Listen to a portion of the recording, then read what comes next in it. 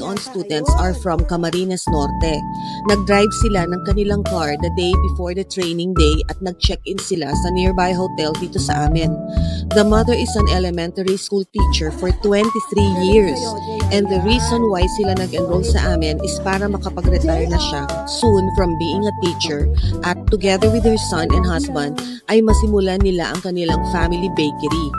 Sabi nga niya sa amin, ang the best na mapapamana nila sa anak nila is a good business like a family bakery. As soon as nakabalik sila ng Camarines Norte ay nag-start na sila ipa-renovate ang kanilang garahe para i-convert ito sa bakery and soon mag-start na sila mag-practice baking at mag-operate ng bakery.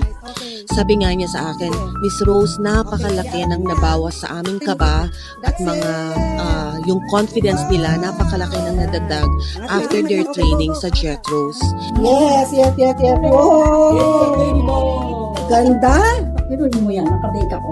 Oo. Hindi na ako yung teacher, baker na ako. And ang sabi ko naman, don't worry, as long as I'm alive and Jetros is here, ay tuloy-tuloy kami magsusupport sa inyo at sasagutin namin ang lahat ng questions nyo hanggang maging truly successful na ang inyong family bakery. Truly successful na ang inyong family bakery.